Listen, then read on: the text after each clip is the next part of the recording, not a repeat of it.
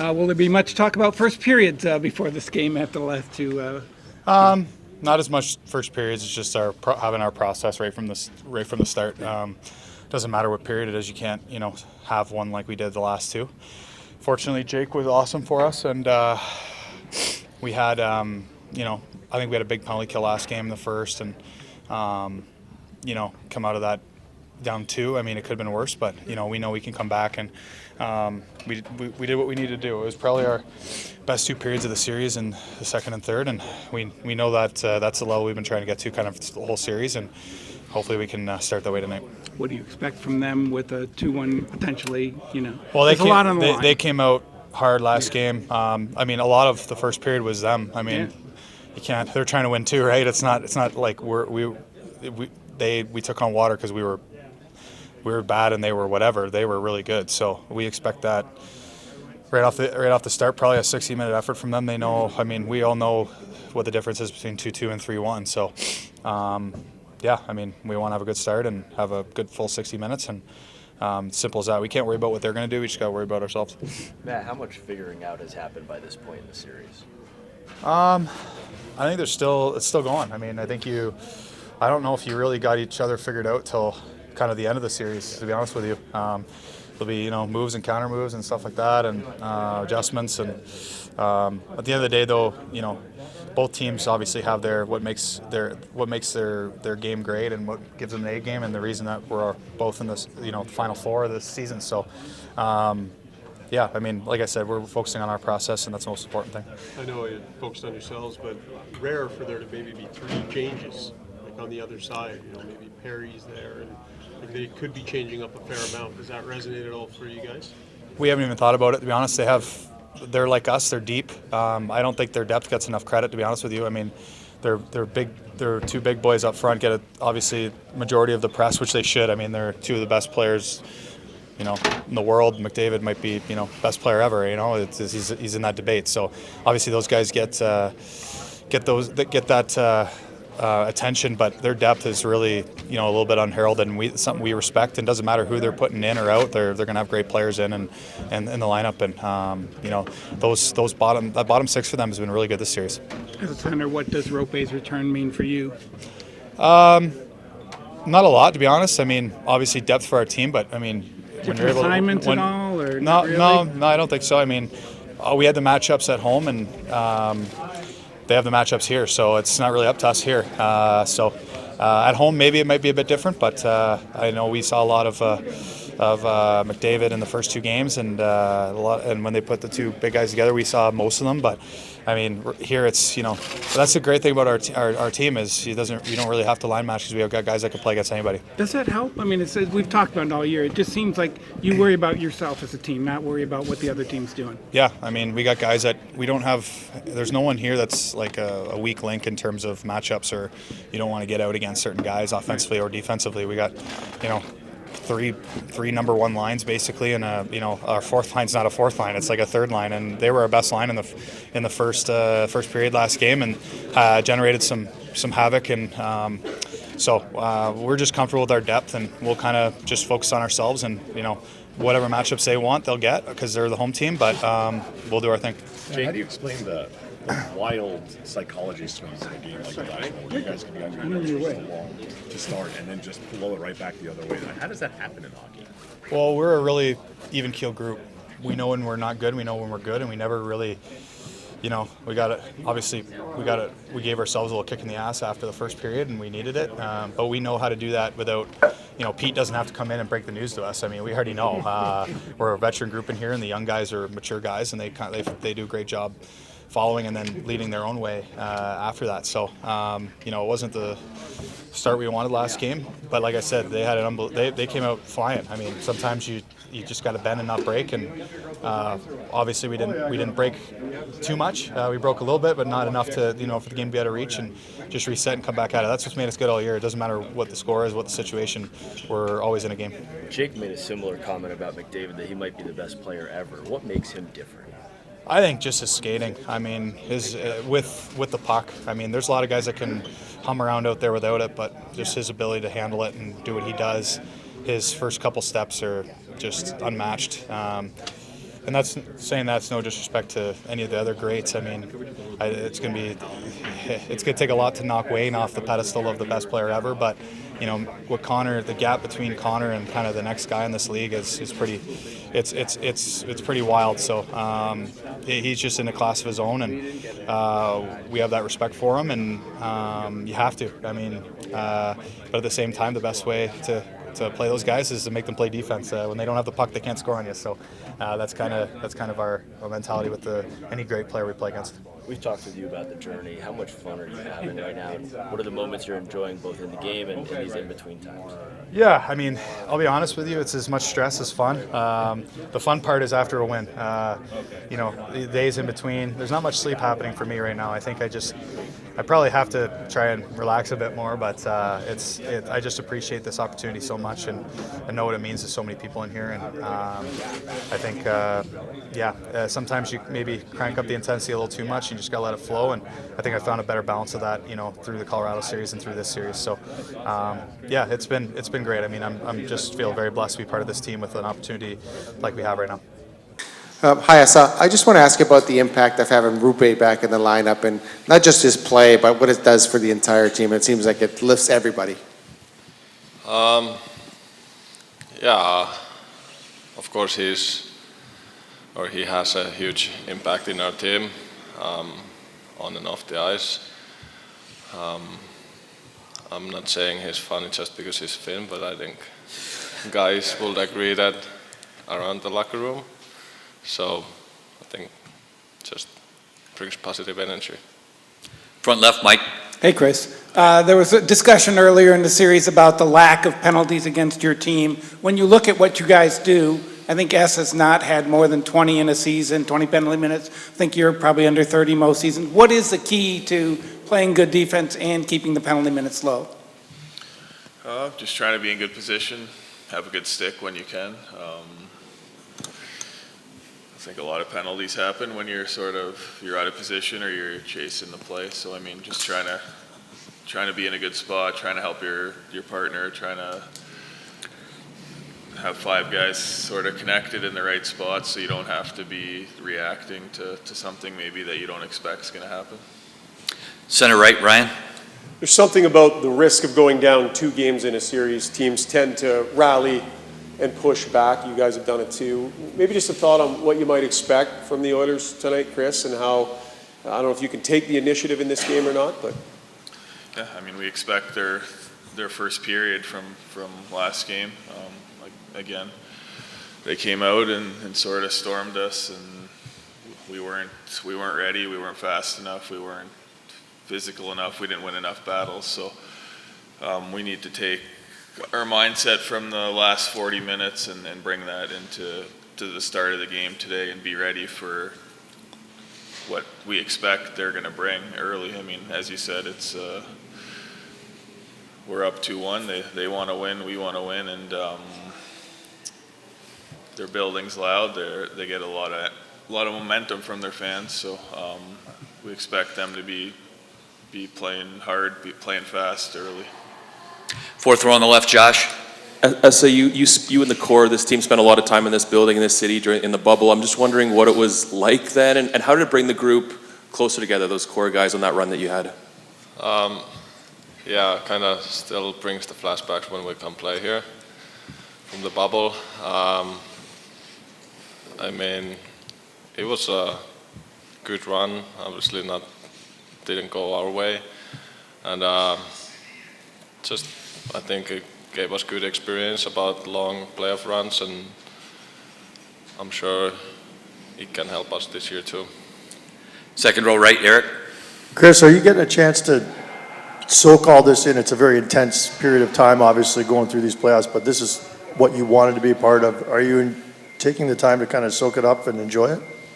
Yeah, it's been a really fun time.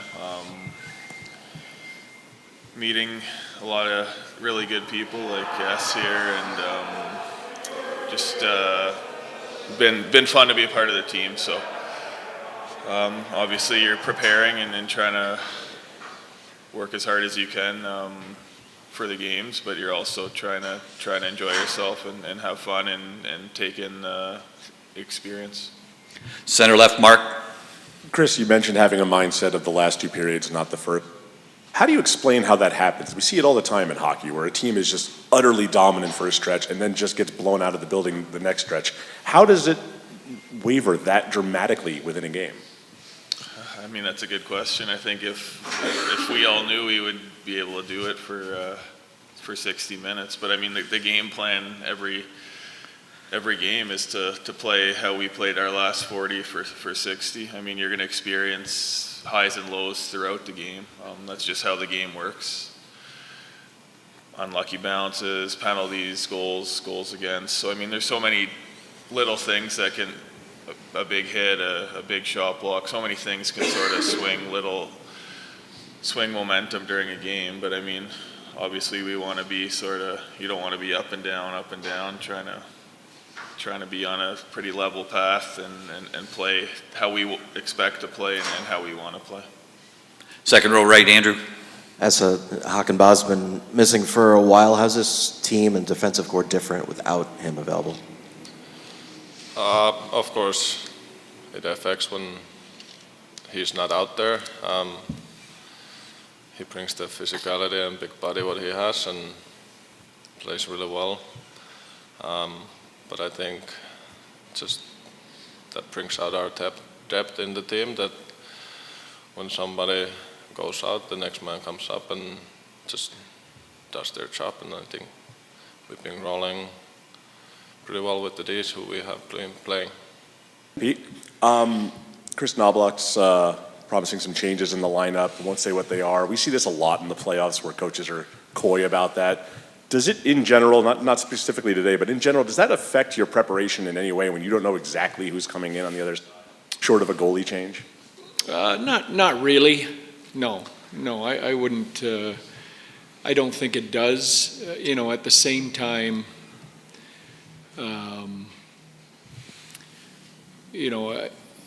listen, it's an age-old practice, right? I guess the only thing is, every coach is anal about preparation, and, you'd love to have exact lineups on the board when the players arrive at the rink and everyone knowing you're, not wiping names off the board and warm up, things like that. So, but from a practical preparation point of view, it doesn't make a difference. Front left, Mark. You've coached a million big games before. Have you ever gone into one and made 3 healthy scratches in the same game? That's a good question. I don't. Yeah, I'd have to look back at the list, Mark. I don't know. I don't know the answer to that. Center right, Ryan. Hey, Ryan. Hey, Pete. The Oiler power play through the year, when they go through little dry spells, they tend to, there's adjustments. They're pretty good at making little tweaks. Is there any way for you guys to prepare for the idea that there'll probably be some adjustments and tweaks, and how do you prep for that? Yeah, I think, as you develop a book on the other team, I think you try and anticipate what the tweaks might be based on the history and the tape over the entire year, right? You can see, maybe what they've done when they've tweaked in the past, things like that. But at the end of the day, you're guessing. I think you want to stick to your foundation and the 2 or 3 things that they do really well, and and then if they throw some tweaks in there, then you adjust on the fly. But there is some work at trying to anticipate what they might look to do next. Front left, Mike. Hey, Pete, any lineup changes you'd like to share? Faksa in, Smith out. And then any changes in the first periods of the last 2 games that you've looked at, seen on film, that, anything in particular you would like to do differently? Yeah, start on time. I think that's probably the obvious one. Start on time. Second row left, Eric. Hey, Pete. I just want to ask you about the impact of Rupe Hansen, getting him back in the lineup. Obviously he's a great player, but it seemed to affect everyone else around him. I guess how big is having him and healthy Rupe in the lineup for you guys? Yeah, it's not surprising, and I think probably the more surprising thing is well we played against the teams we played and the record we had when he was out of the lineup. You know, if you take anyone's number one center out of their lineup this time of year, when you're down to the final 8, final 4 teams, you know, it affects all kinds of parts of your game. So, you know, I loved how we weathered that storm, you know, while he was out of the lineup, and obviously, you know, him coming back in changes things for us. Second row right, Andrew. Hi, Pete. Faksa flip-flopped a few times over this series, the last series. Just wondering your thoughts on what brings him back in today and how hard it might be for him to go back and forth. Yeah. Well, you know, it probably goes a little bit back to Mark's question, but, you know, when you have depth and you get to this point of the year, you know, Edmonton's coming off a 7-game series, and we're now into game 4 of this one, you know, playing every other day. We're coming off 2 really tough series.